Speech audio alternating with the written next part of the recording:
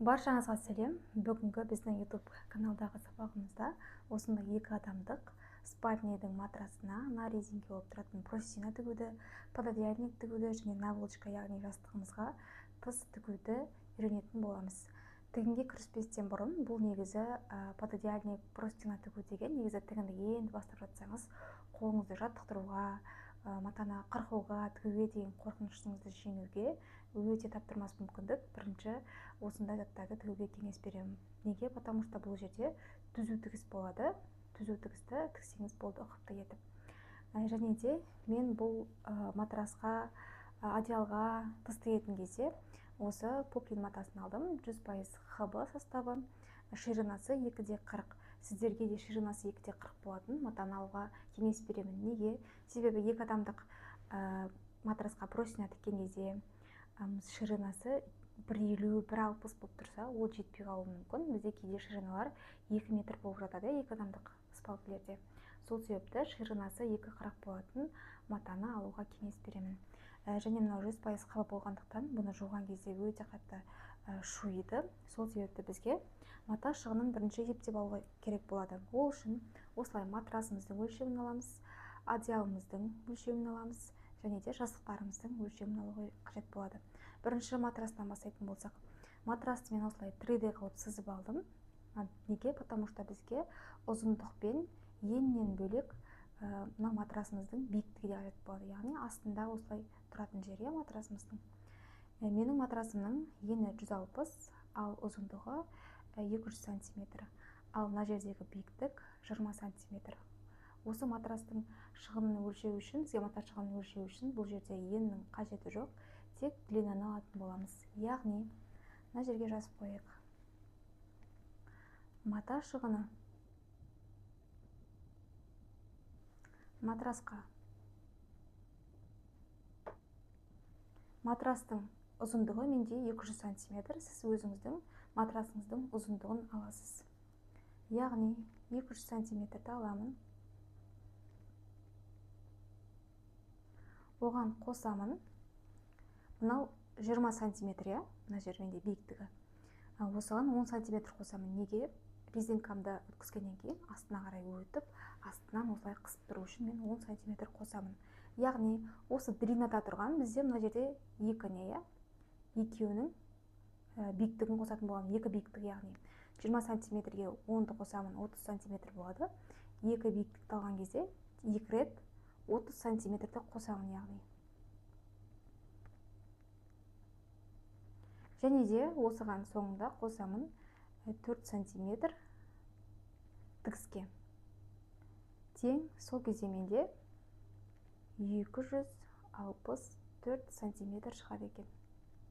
Мінекей, менің матрасқа кететін мата шығыным 264 сантиметр екен. Енді пододеяльникке мата шығынын есептейік. Мынаға жазып қойық. Пододеяльник. Бұл жерде де ширинаға алмаймыз. Менің ширинам 200 сантиметр, длинам 220 сантиметр. Яғни, бұл жерде длинаны алатын боламыз тек. Яғни 220 сантиметр.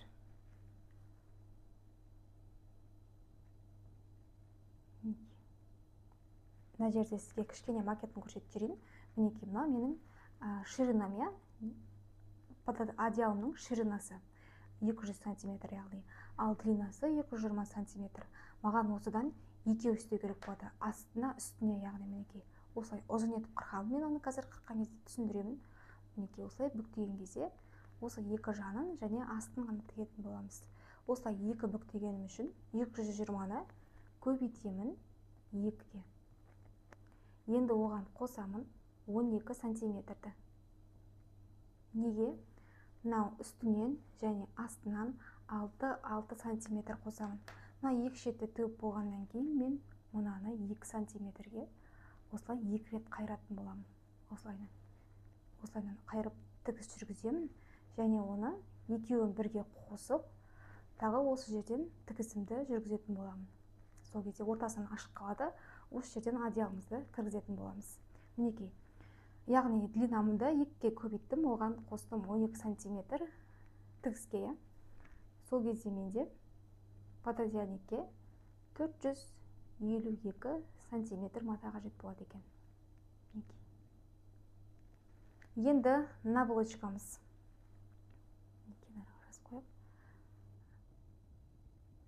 Наволочкаға. Бұл жерде де ширинаға тиіспейміз, тек длинаны алатын боламыз. Менің жастығымның ширинасы 65 сантиметр, ал длинасы 45 сантиметр. Яғни, мына жердегі длинаны алатын боламыз жастық шығынын есептеген кезде де. Яғни, наволочкаға 45, оған қосамын 2 сантиметрді. Неге? Тігізге 2 сантиметріміз тең, сол кезде менде 47 сантиметр шығады. Бұл бізде бір наволочка. Егер сізге бір наволочка алу керек болса, осы 47 сантиметрді аласыз. Ал егер 2 наволочка тігетін болсаңыз, осы 47-ні көбейтеміз 2-ге. Сол кезде менде 94 сантиметр шығады. Сіз өзіңіздің жастығыңыздың ұзындығын осылай көбейтетін боласыз мата шығынын шығару үшін. Бұл менде наволочканың мата шығыны 94 сантиметр болды. Енді сіз рюшкасы жасайтын болсаңыз, осы мата шығынын алсаңыз болады 94 сантиметрді. Ал если жан жағына рюшка істейтін болсаңыз, мінекей менің рюшкам мына жерде, оған бөлек есептейтін боламыз. Бұл жерде де ширинаны алмаймыз, тек длинаны алатын боламыз. Длина мен 6 сантиметр болғанын қалаймын. Бұл менде 2 бүктеледі, 6-6-дан. Яғни 12 боламын, бүктеген кезде 6 сантиметр болады. Длинаны 6 сантиметр болғанын қалаймын. Мынаға жазып қояйық, рюшка. Рюшкаға дей салайық. Длина 6 сантиметр болғанын қалаймын. 2 бүктеймін дедім, яғни оны 2-ге көбейтемін. Және оған қосамын, үстінен астынан 1-1 сантиметрді 2 сантиметр тігізге. Сол кезде менде 14 сантиметр шығады. 14 сантиметр. Рюшканың енді бізге мынау ширинасы жете ме, жетпей ме, соны біліп алу үшін 2-де 40 біздің матамыздың ширинасы. Ол мысалы жетпей қалуы мүмкін. Оның жететінін, жетпейтінін білу үшін біз наволочка жастығымыздың периметрін тауып алуымыз керек. Яғни периметрдің формуласы есептеп өткендей пи тек 4 қабырғасын бір-біріне қосып шығамыз. 65-ті 2 рет 45-ге қосамыз. Яғни 65 қосу 45. Сол кезде 240 сантиметр шығады. Енді 240 сантиметр ровно болып тұр ширинамызбен. Енді ол бізде сборкада болады. Сборкамыздың коэффициентін тауып алу үшін осы 240 сантиметрді көбейтеміз. 1,5-ға. Сол кезде 360 сантиметр шығады. Неге? Сол кезде біз матамызды жиған кезде сборка шығады. Яғни менде 240 сантиметр ширина жетпейді. Яғни қасына тағы қосамын 120 сантиметр тағы да қосуым керек болады. Сонда мен, яғни маған 240 сантиметр матаның ширинасы жетпейді. Маған екеу жасау керек. Менде 360 сантиметр болып тұр. Сол себепті мынаны көбейтемін. 14 сантиметрімді көбейтемін 2-ге. Тең 28 сантиметр. Енді 2 наволочкаға маған 2 рюшка жасау керек. 28 сантиметрді көбейтемін 2-ге. Тең, сол кезде менде 56 сантиметр шығады. Бұл менің рюшкаға кететін мата шығыным. Енді бәрінен шыққан мата шығындарды бір-біріне қосып шығайық. Матрас, пододиальник, наволочка және рюшкаға. Маған матрасқа 264 сантиметр мата қажет. Үлкен етіп жазайық, 264. Оған қосамын пододиальникке 452 сантиметр мата қажет. Оған қосамын наволочкама 94 сантиметр мата қажет. Оған қосамын рюшкама 56 сантиметр мата қажет. Тең, сол кезде маған общий 772 сантиметр шықты. Енді біздің матамыз жаңа айтқандай натуральный болғанына байланысты, қаншалықты табиғи болғанына байланысты соншалықты матамыз жуған кезде отырады. Міндетті түрде матаны алғаннан кейін асықпай тігуге жуып алуымыз керек, оны жуып, одан кейін үтіктеп алуымыз керек, потому что мата жиырылады жуғаннан кейін. Сол себепті матаның жуғаннан кейін отыратынына байланысты осы 772 сантиметрді қосамыз 15%-ға. Сол кезде менде 887-де 8 сантиметр шығады екен. Бұны осылай шықты деп 8 метр алуға болмайды. 8 деген сан тұр деп оны округлять етіп алу керек. 8-де 8 болып тұрса, значит сіз 9 метр мата аласыз. Маған 9 метр мата кетті, яғни осыны тігуге. 850 болып тұрса да 9 метр қылып аласыз. 750 болып тұрса 8 метр аласыз деген сияқты. Мінекей, яғни маған осыларды тігуге 9 метр мата қажет екен. Енді бұларды біз матада қалай пішеміз, соған өтейік. Мінекей, мата шығынымызды есептеп алдық. Матада қалай пішеміз. Мінекей, бірінші жастығымызды біз матада қалай пішетін боламыз. 65 сантиметр ол бізде ширина, 45 сантиметр длина. Жастығымыздың, бір жастыққа менде, бір жастыққа пішілетін мата. Сіз екі жастық болса, осыдан мынадан 2 деталь, мынадан 2 деталь, мынадан 2 деталь жасау керек болады. Мына жерде менде 1 детальдан қазір. Мінекей, 65 сантиметр ширинасы, 45 сантиметр длинасы біріншісінде. Жан жағынан 2 сантиметрден қосып шығамыз. Мінекей, мен наволочкаға 2 сантиметрден қостым жан жағына тігізге. Бұл жерде сіздер оверлокпен тігетін болсаңыздар, 1 сантиметрден қоссаңыздар болады. Мен скрытый шовпен тігемін, сол себепті 2 сантиметрден қостым. Сол кезде менде мынау длинам 49 сантиметр болады. Ал ширинам 69 сантиметр болады. Мына жерде екінші бөлігімде длина сол күйге қалады 49 сантиметр болып. Потому что мына жерге 2 сантиметр, мынараға 2 сантиметр қосылады. Ал мына бетке 4 сантиметр қосылады, мына бетіне 2 сантиметр қосылады. Неге мына жерге 4 сантиметр қосылады?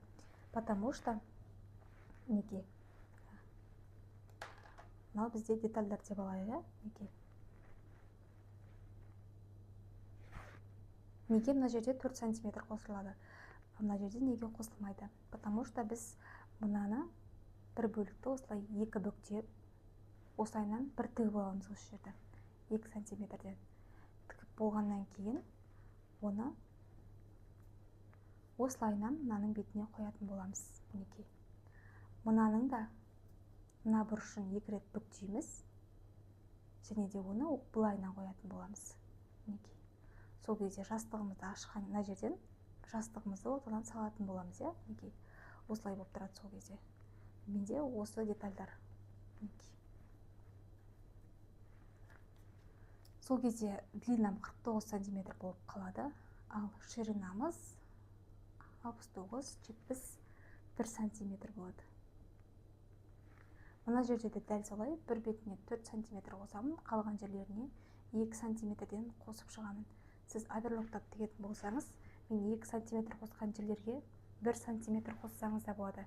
Ал мен бұл жерде бұны оверлоксыз скрытый шовпен тігетін боламын. Егер сізде оверлок машинкасы болмаса, сіз де 2 сантиметрден жан жағынан берсеңіз болады. Ал мынау 4 сантиметрді оверлокпен болсын, оверлоксыз болсын, осы 4 сантиметрді қалдырасыз. Неге? Сол кезде менде кішкентай бөлікке длинасы қалады 49 сантиметр болып. Ал ширинамыз 18-ге 2-ні қоссақ 24 сантиметр болады. Яғни матаға пішкен кезде біз 69-да 49 сантиметрден 1 деталь, 71-де 49 сантиметрден 1 деталь, 24-де 49 сантиметрден 1 деталь жасауымыз керек. Бұл бізде бір наволочкаға. Если сіз 2 наволочка тігетін болсаңыз, әрқайсысынан 2 детальдан жасайтын боламыз. Енді рюшкамызға келсек. Рюшкамыздың длинасы 6 сантиметр, ал ширинасы 360 сантиметр. Мен бұны мына жерден былайынан бүктелетін болады. Рюшкамыз, яғни мінекей жастыққа осылайынан тігілетін болады. жастықтың шетінде тұрады мына жағы, жастықтың ортасына кіріп кетеді ана жер, тігіске кіретін жер. Ал мына екі шетін бір-бірімен қосамыз, иә.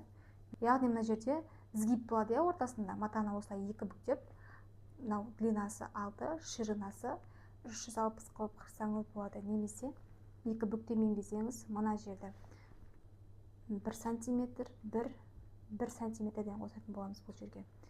Жан жағынан ширинасына да 1 сантиметрден екі шетінен, длинасына да екі шетінен 1 сантиметрден береміз. Сол кезде 6, 12, екі шетінен 1 сантиметрден 14 сантиметр.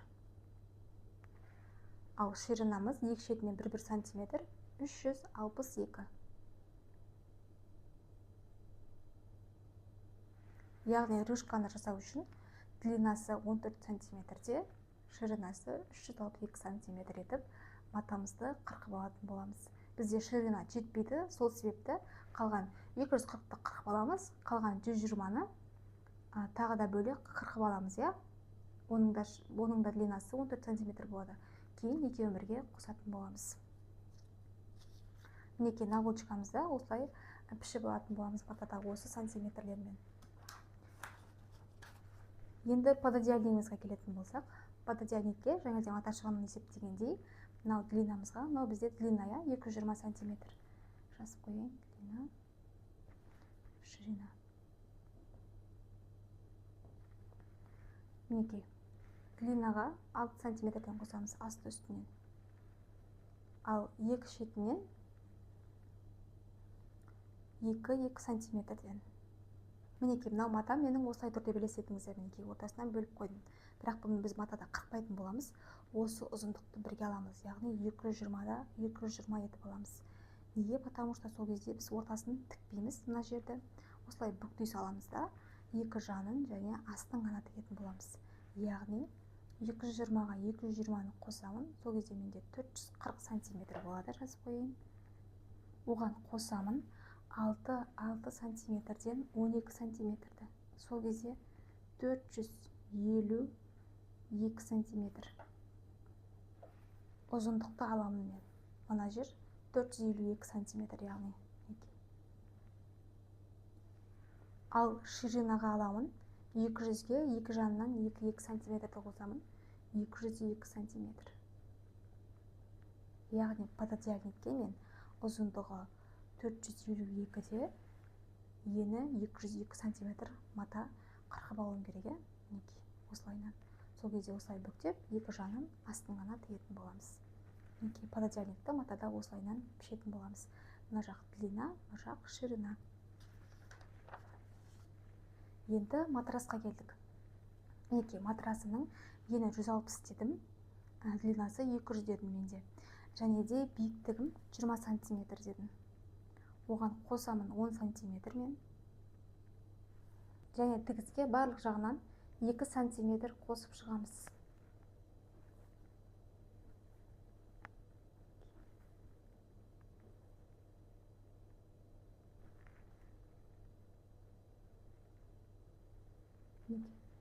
Сол кезде біздің матамыздың ұзындығы, мінекей, 200 сантиметрге 30 сантиметр, 30 сантиметр қосамын тағы да, және де тігіске екі жағынан 2-2-ден 4 сантиметр қосамын. Сол кезде 200-ге 264 сантиметр болады. 264 сантиметр. Осы араның ұзындығы 264 сантиметр. Тағы да түсіндіріп өтейін. 200 длинаға мына жақтың 30 сантиметрін қосамын, мына жақтың 30 сантиметрін қосамын, және екі шеттегі 2 сантиметр тігіске матамны қосатын боламыз. Сол кезде менде 264 сантиметр длина болып тұр. Ал ширинамыз тоже самое. Барлық бұрышына 10 сантиметр қосамыз, 20 сантиметрме.